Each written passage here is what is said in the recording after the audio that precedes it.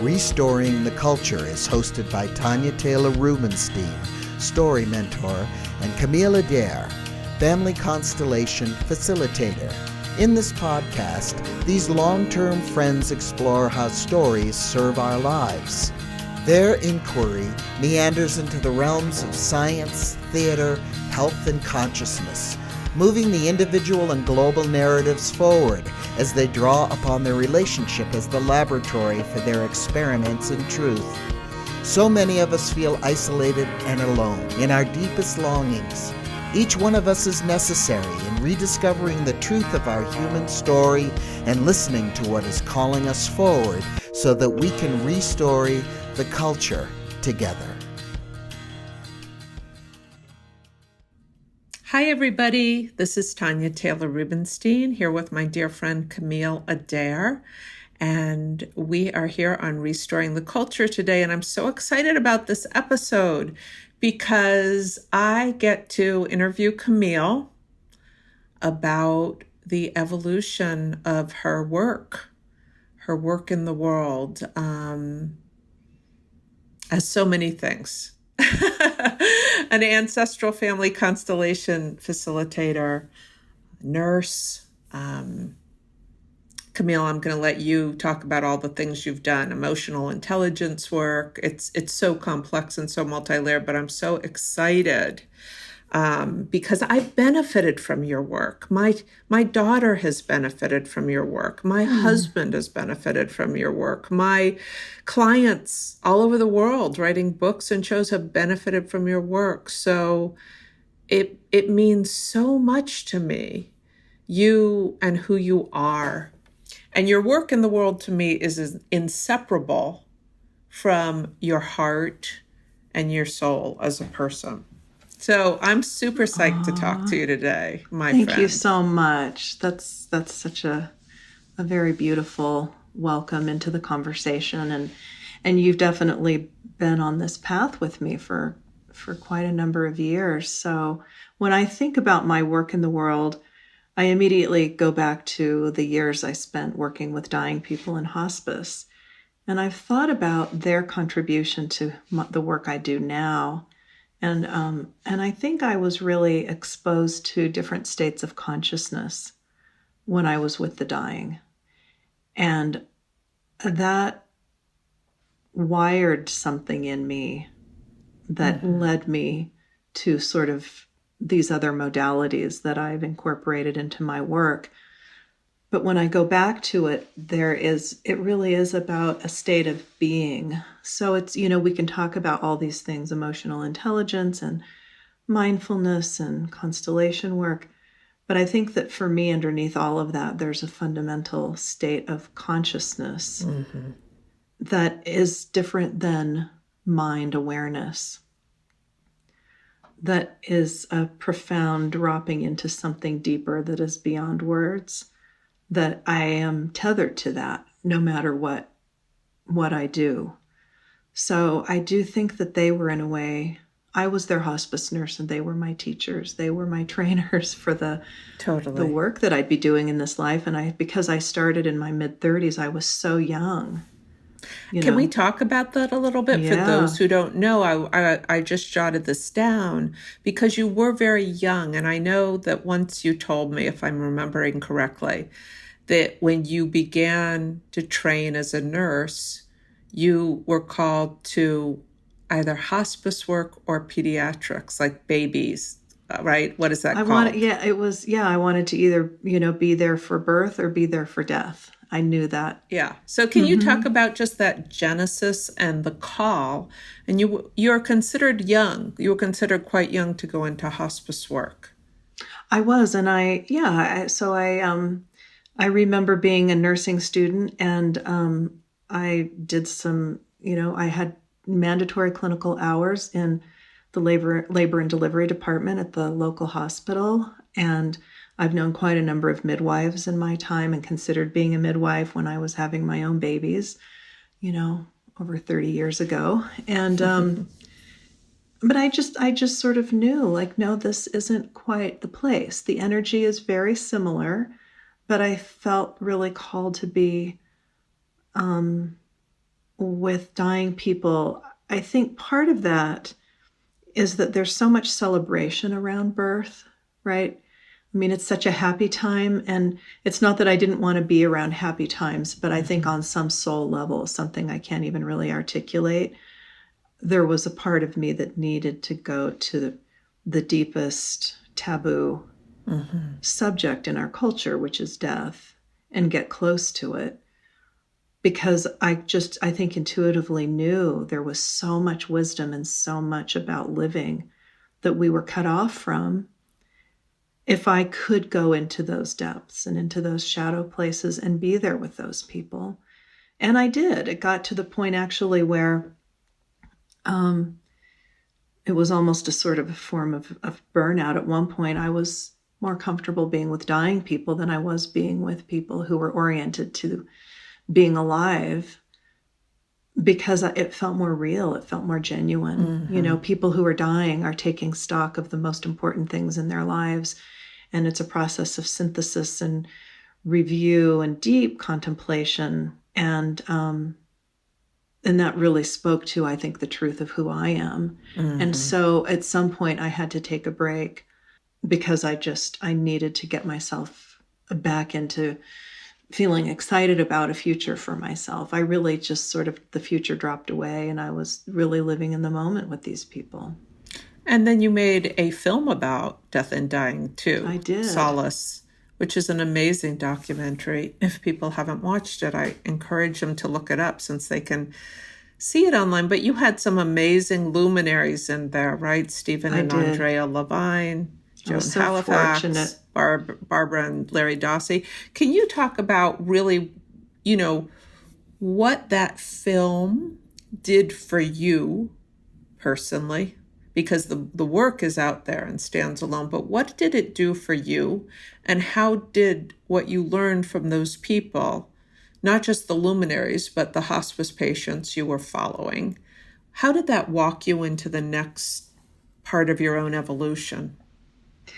I think the fact that I trusted the call, I was not a documentary filmmaker. I was seeing a patient up by Abiquiu, and I remember literally feeling like a camera on my shoulder. It was almost this old-fashioned feel of a camera, And I knew I was supposed to make a documentary film because I wanted to show some of the beautiful things I was seeing that people didn't get a chance to see, sort of like bringing death out of the closet. I think because I trusted that voice and because I did the hard work of all that it took to make that movie and then to make 11 additional teaching videos that followed that, I had an experience early on in the first, I would say the first couple of years, it felt like I was pushing this big boulder uphill.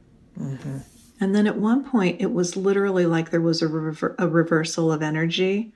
The momentum changed. And all of a sudden, it was like all of this support just started coming in from the most unexpected places. And it literally felt like something, just as I was getting tired, something started pushing me from behind. And then I had an amazing dream where I was given a gift in a dream. And I was told by a voice, this great voice that said, "This is your gift for making solace. You get one question." You talked about this once. I Yeah, can't remember if it was on the podcast or you and I. It was on the podcast. I asked you a question based on that. That's right. But just that it was, it felt like such a profound thing that I think it gave me permission to walk into even deeper waters, if there could be deeper waters than death. I think that prepared me. What were the deeper waters than death? Well, I think facing our own, the next part of it was facing, the reality of what it means to be alive, I think is actually sometimes a harder thing for us to face than death. To be truly alive, right, means to face yourself, means to be open to feeling your feelings, means to get to some kind of a state of consciousness, really, where you see that you are not just your thoughts and your feelings. And I think getting to that place can be you can go into some existential realms that aren't easy places to be, right? And I went there, and mean, I've always said, especially the last few years, if I can just live as a human woman before I die, that will be the miracle. Death isn't the miracle. Living as our human selves and being able to love and be loved, that's the miracle. I think you and I, that's such a part of what we share in our friendship, because I think we both have that same shared quest. And lately I've been saying, enlightenment doesn't mean much to me these days without embodiment. That's right. Without enrealment, without That's the 2 right. feet connected to the dirt, walking, feeling our bodies, So our frailty, important. right? Our vulnerability. Exactly. All of that. I mean, that's really what we're here to do. And yet we have found all kinds of ways to avoid that. Can you talk about what aliveness looks like specifically for you these days, and sort of what are your upper limits around it? What are you still wanting to move into to have a sense of your full aliveness? What's that progression been, and where's it going?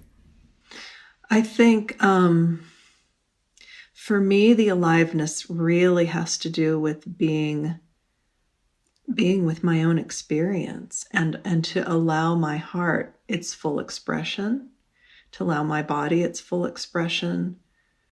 What I'm finding as I do that more and more is that the results of that are completely unexpected and still in some ways unknown, right? It's sort of like, you do something, or you have an experience of something, and then all of a sudden there's a ripple effect, and you're like, oh, there's that ripple effect.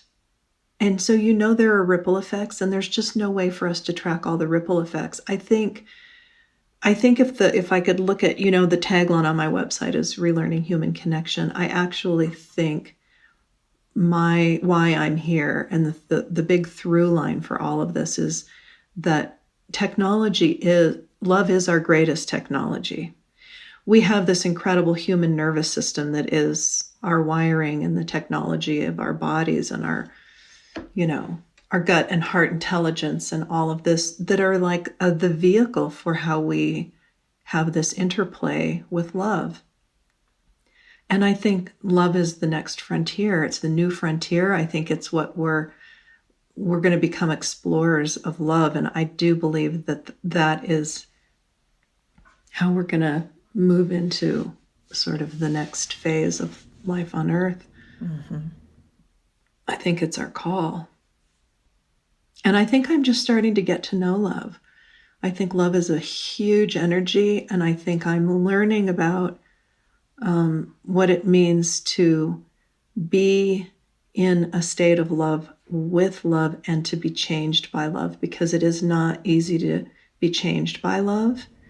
And so we can ask ourselves, what are we being changed by? Are we being changed by fear? Are we being changed by greed or power? Or are we being changed by love? I think being changed by love can be terrifying, right? Those other things are the things that, the leaders and models of the world right now, that's what they were taught. They didn't know differently. That's what they were taught. That's the legacy that was passed on to them. And it feels like annihilation to the ego that's very attached to that sense of being the leader means that one has to really keep that ego sort of puffed up and intact. That's the old paradigm, right? To be vulnerable and transparent as love asks us to be. It's a different face of leadership, right? It is a different face. And even when I go back to like the work I did with hospice patients, it was then that I started to learn how to build a field of love. I learned that from them. And I'm continuing on that journey still. And I think that's what I'm here to learn and to teach and to practice, is how to build a force field of love as our greatest technology and our greatest catalyst forward.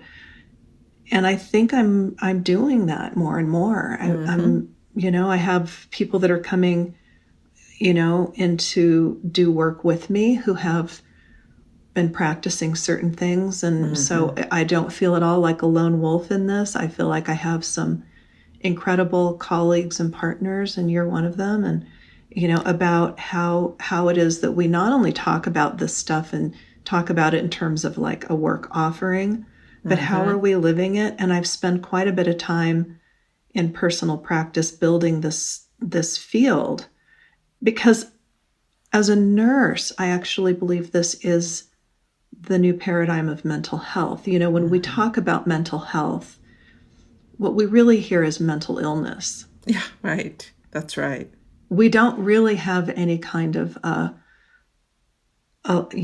territory that we're used to exploring under the umbrella of mental health in the same way that we do spiritual health or physical health. Mental health just makes us really think mostly about mental illness, right? You work with mental health, you do that because there's mental illness.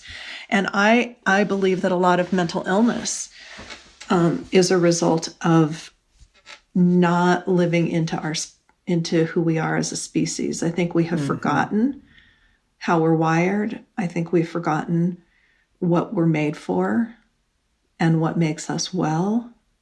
And so, when I talk about building a force field of love, it would be easy for that to sound like it's way far afield. I actually feel like we're going to be seeing mainstream research moving in this direction. I see it everywhere right now.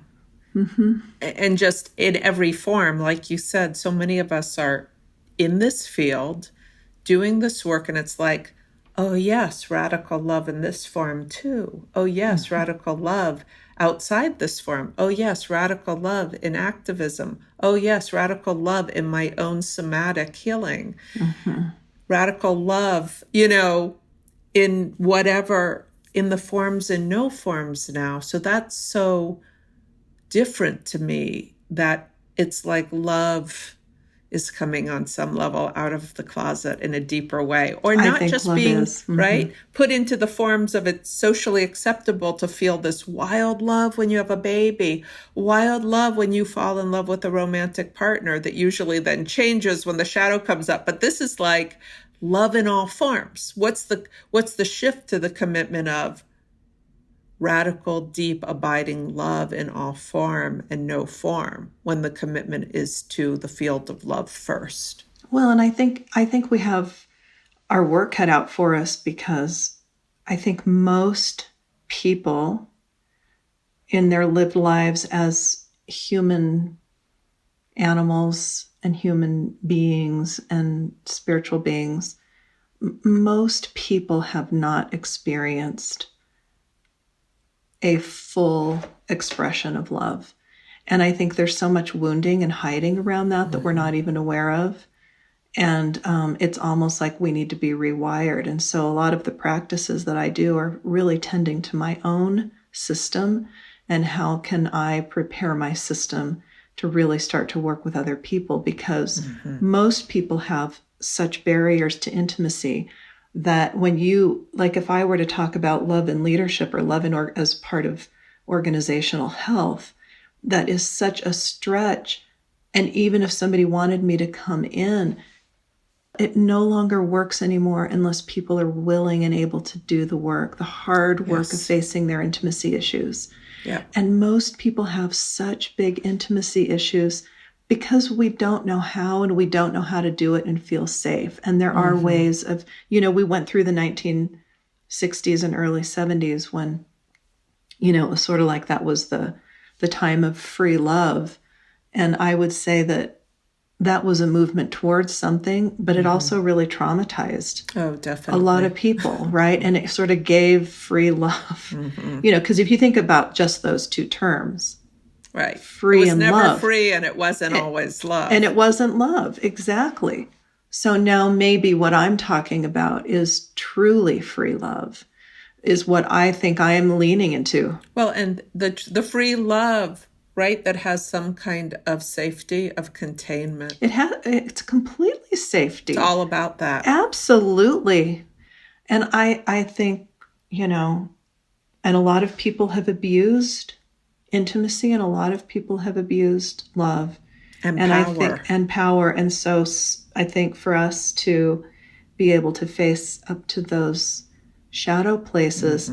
It's such a great liberation. I can say from personal experience, it's literally like new universes have opened up to me, inside of me and around me, in terms of what's possible, in terms of my own consciousness. Okay, Camille, can you talk about specific practices when you're talking about this? Sure. Can you talk about rewiring the nervous system? Because I do want to get to your ancestral family constellation work, because it's so amazing. But I think it might be helpful for our listeners to hear, like, what are your practices then and now, and how are they evolving?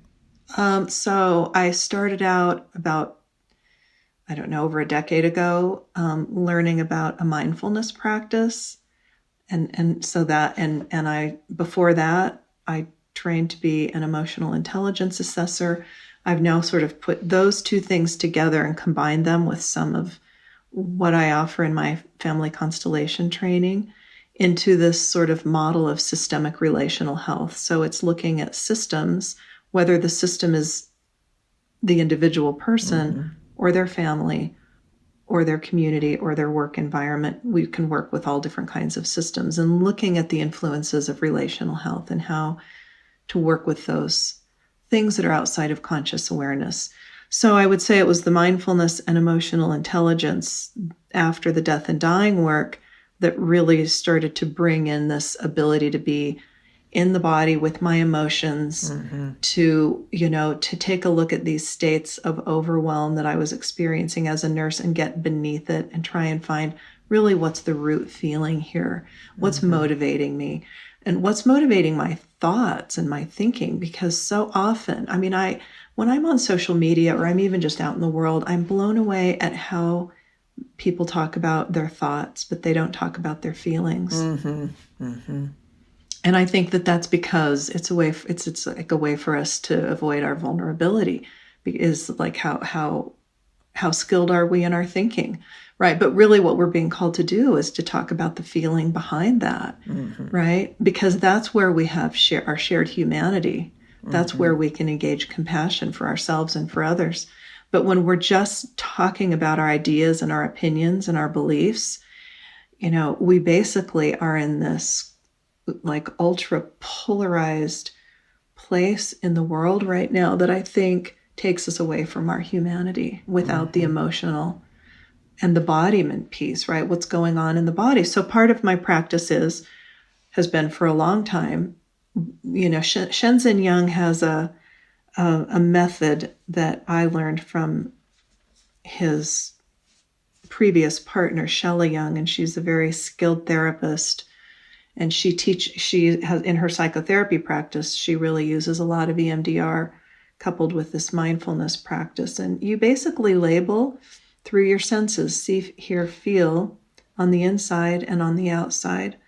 So that's how does the fabric feel on my body? What is the temperature of the air on my face? What are the thoughts going through my head? What's going on in my belly? What's the feeling that's coming up, when I have that thought, what does something taste like, smell like? So it's really using the senses as a way of labeling. And there's been a lot of research now with this technique that when you do this practice of labeling, you actually, it sounds reductionistic, but actually what happens is the opposite. Is that you become actually more of your full quantum being. I love that. Because you actually see, by being able to label those things, you get more in touch with your witness self, and you get to see that all of those things are a condition of having a body and a mind and a heart and all of these things, but they're passing. They're constantly changing and passing, and the practice is to have no judgment. And when you do that practice long enough without judging it, it's almost like, you really enter into the domain of your true self by being able to inhabit that place. And there's freedom there, and freedom expansion. Once again in some sacred containment. That's exactly right. That's right. And then there's, as somebody who has struggled so much with ADHD, my freedom comes in containment. If it's all out there and it's just expression, right, or it's all given the same weight without being able to feel some agency and containment around those things, it's just overwhelm. And there's so much quantum liberation. Yes. Right? And being able to just use those kind of simple tools, and they're so powerful. They're so powerful. I mean, they really change the brain. They also bring us into the present moment. So it's also a practice of learning how to focus and learning how, I heard a term that I liked from a friend years ago, and she called it free attention. She said, so few people have free attention. And I thought that's really true. I mean, how many people really know how to listen? Like, that's a sign of having free attention, being able to be really present for yourself or another person. And people pick up on that. That is not a small thing. We know when we're in the presence of someone whose system can meet our system. I think it's one of the biggest gifts that we ever have. So the second part of my practice is the emotional intelligence work, and it's really difficult starting out in teaching this. It's really hard for people to think of a certain feeling word to identify how they feel. Oftentimes we get sort of flooded with this overwhelm or feeling busy, but we can't drop down. So I use a lot of metaphors to try and bring in an image of where someone is right now based on something. And then from there, we start linking it up to feeling words. And that can become part of positive psychology, because if you can then identify how you feel, well, it calms the amygdala in the brain. So just the naming of how we feel doesn't matter how it is, right? It can be completely, you could be blissed out or stressed out. It's the brain doesn't judge that. It's just that when you don't know how you feel, we end up having the amygdala is triggered and we stay in fight or flight. So you calm the amygdala, you calm the brain, you calm the nervous system. And that's actually just a tool. That's a practice. And then a more recent practice is being called co-presencing by some people. I think that I haven't done any of Stephen Busby's trainings or work, but the people that I have done practice with have. I think that some of it may have origins there, but it's also very much like my constellation work. And so I've been kind of referring to it as like it's almost like a co-constellation practice. And you can either be with another person. Right now it's been more time on Zoom than in person, but it's really powerful on Zoom. And just looking at another person and holding presence with them and reporting what's happening in your body. And sometimes you can go for long stretches without saying anything. You can talk about what's happening emotionally. You can talk about whatever you want, but the practice is really to hold that. And what will start to happen because there's a lot of research around this idea of right? When we're with another, our nervous system meets another nervous system. Things happen that don't happen when we're alone. And it's very healing. And so I'm sort of in my own incubator with a group of people right now, and we're working on this. And there's a lot of cross-pollination in terms of some of the people that are in my practice group. They're people that are leaders internationally in IFS. And there's another colleague and friend of mine who's a constellation facilitator. So we're sort of like bringing these threads together and saying, oh, isn't it interesting? We found this species that really knows that there is something about the intelligence of love that is the next thing. And how do we walk this out together? Because what we've found is that it's so disorienting. And again, what is going to change you? Or if you let love change you, it's not an easy thing. Rumi knew that, right? All you have to do is go back and read Rumi, and it's like, oh, that's the process of transformation. In the alchemical bath, they talk about that, right? It's the intermarriage.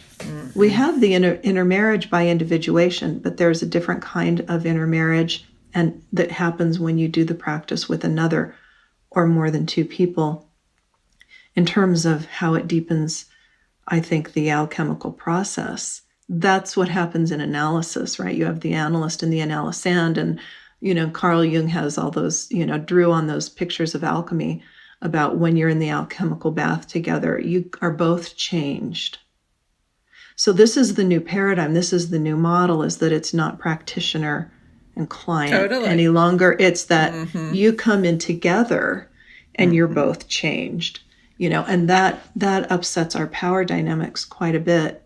Isn't it wonderful? It's wonderful. I mean, this is now what we're being called to. You and I talk about this all the time. And as you've been talking the last several months about the presencing work you've been doing, it has reminded me a lot of early acting theater work I did with one teacher in particular who understood, had done a lot of spiritual work himself and had been trained years ago out at the Light Institute as a past life regression therapist, whatnot. But he was on to something very cosmic because he believed theater could be used as an awakening process. And we were doing something in group weekly that was the presencing practice. And we changed partners.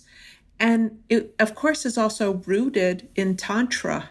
That's right. There definitely is a Tantra. There are definitely elements of Tantra in here. Again, how to do that. And that it's not sexual. No. Though it was about intimacy and the way it gets twisted. Not that it can't be taken in that direction, but that it was about changing partners, not in a sexual way, in about getting used to intimacy. And we were being called to bring that into our theater work and into our solo performance work. So I love, and everything we're talking about, power dynamics are being upended now as we're all here bringing our gifts together in these collaborative threads in totally new ways. Exactly. It's pretty exciting. And it's also a big mystery. Like, we just don't know. No, this is a big paradigm, all of the new emerging paradigms that it's so much of a mystery we're living into. I do want to, before we end, have you at least for a few moments, because to me, your ancestral constellation work is so uniquely powerful. And I've worked with other facilitators. This comes out of, Bert Hellinger's work, the German facilitator who created this methodology. I know he was inspired from the Zulu tribe and work he'd done, but I'd love for you to talk a little bit about the core essence of this work and perhaps why it's so relevant, I would say, honestly, to everyone. Yeah, you're right. It is. In the world today, doing ancestral work. Why is it so relevant, so important? And anything you want to say about what you've discovered about how and why it works? I think the thing that's most relevant for me, just really put in those simple, potent terms, is that it gives us a different way of understanding cause and effect. I think we've been misled about cause and effect, and I think that we are caught in the trap of cause and effect that keeps us from being empowered. And when we can understand the principles that guide constellation work, and we understand that what has happened in the past can be carried forward into future generations, and it can be motivating us in ways that we have absolutely no idea, that it really is, again, that's happening out of love. Any disturbance that manifests as addiction, that manifests as, mental health issues, challenges, mental illness, issues around money, issues around power, issues around intimacy, all of those things, we are a walking, talking, breathing manifestation of the ancestors who came before us. And so the more we can get back in touch with them, and the more we can learn from the knowing field what it is that's being asked of us, that's really when we start to wake up to who we really are and what we're here to do. And that's not something that you're going to see in someone's resume, right? That's not a business plan or a vision statement. That really is being willing to step into these sessions that reveal things to us And I think once we do that, we start to understand the principles. We actually see that there is also a way for us to start living our lives as future ancestors by those principles, so that we don't damage, sort of like carry the damage further, right? I think that's so critical to understand. And that there's like a reckoning that actually requires a certain amount of weighted beingness and witnessing. Like there's reckoning. And I don't think we're good at reckoning in our culture. I think we're really good at spiritual bypass. I think we're really good at seeing glamour and not beauty. And there's so much beauty in the knowing field. And when we look at our family systems, and we can start to see why out of love we have called attention to so many things that have been ignored, that so many things that just need to be seen. They just need to be seen and acknowledged so that everything can belong, because in family constellation work, the guiding principle is that everything has the right to belong in a system. It's just so beautiful and so true. Yeah, and there's right, and to call back these things that have been exiled in the living and in the dead inside of us and the family systems. It changes everything. It changes to everything. See what is. And we do it out of love. Right? We do it all out of love. It can either be blind love or enlightened love. Blind love means we're doing things unconsciously. Yep. When you do this work, you can transition those elements of blind love in your system, in your life, into enlightened love. And when you do that, you understand, then you really belong. And so does everyone else and everything else. And you actually become a force of love in your own system. Love will call everything to itself, everything, unlike itself. Absolutely everything. Everything. It's the great attractor.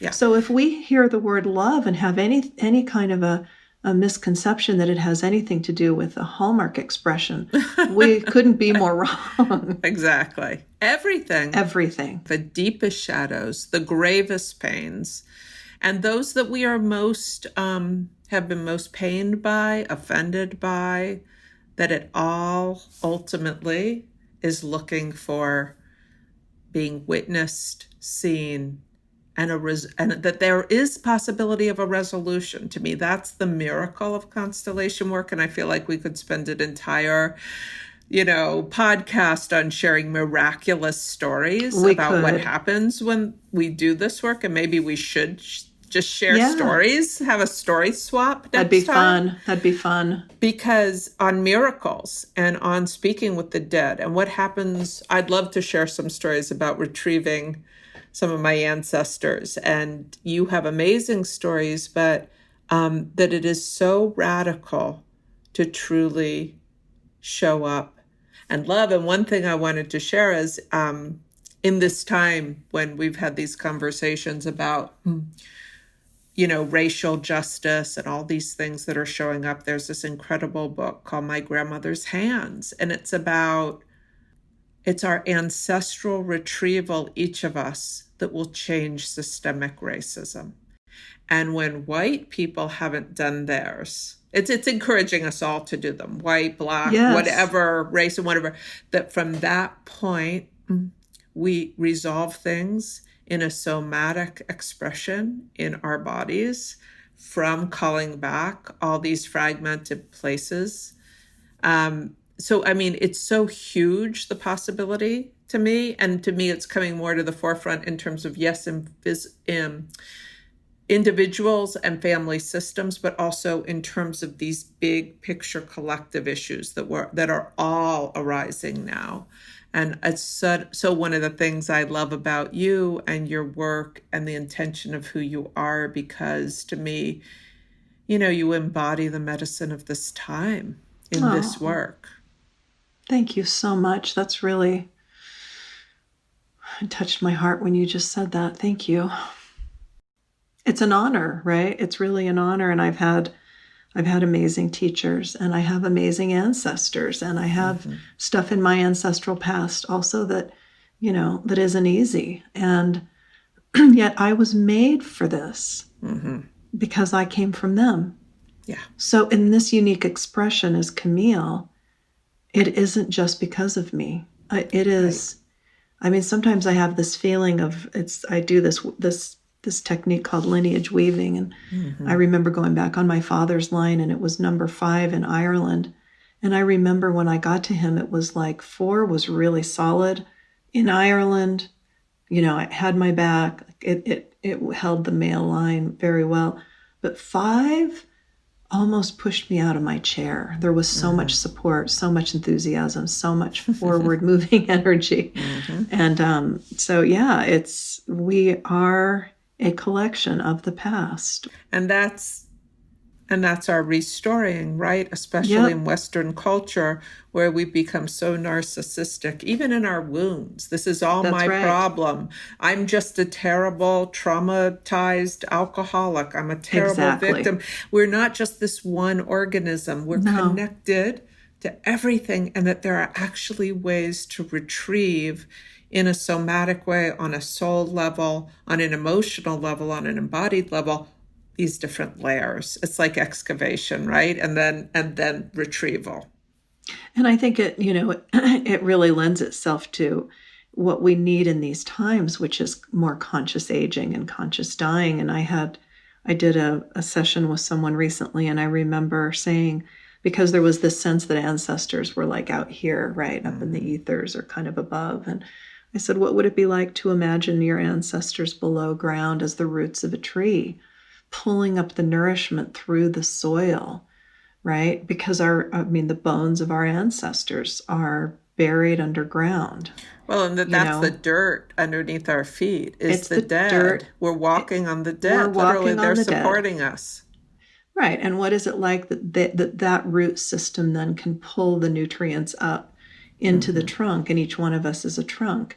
And in this person's situation, it was like, imagine, what if your 2 children were the 2 big branches of your tree, and that everything in your trunk coming up through the roots was going out to them, and then their children are the leaves catching the light, right? They're the photosynthesis, and that's so being beautiful. Pulled back down even to you and the ancestors. So there's a 2-way feedback loop that is real. I've been experiencing this, for many, many years. So what a sweet way to spend the morning with you. Thank you.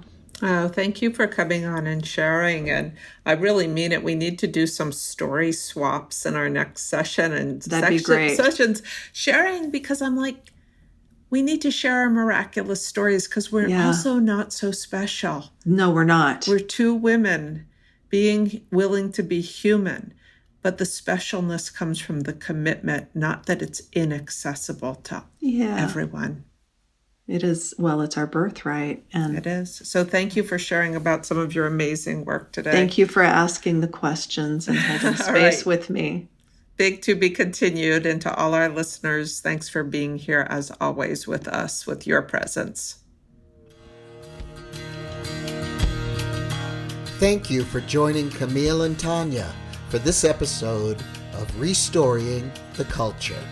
If you were inspired, we would deeply appreciate it if you would leave a review on iTunes or any other platform where you heard our podcast. For more ongoing inspiration and support, please join our no-cost global Facebook community, Restoring the Culture. You can support our podcast by making a donation here. And remember, we are each restoring the culture as we restory our own lives. See you next time.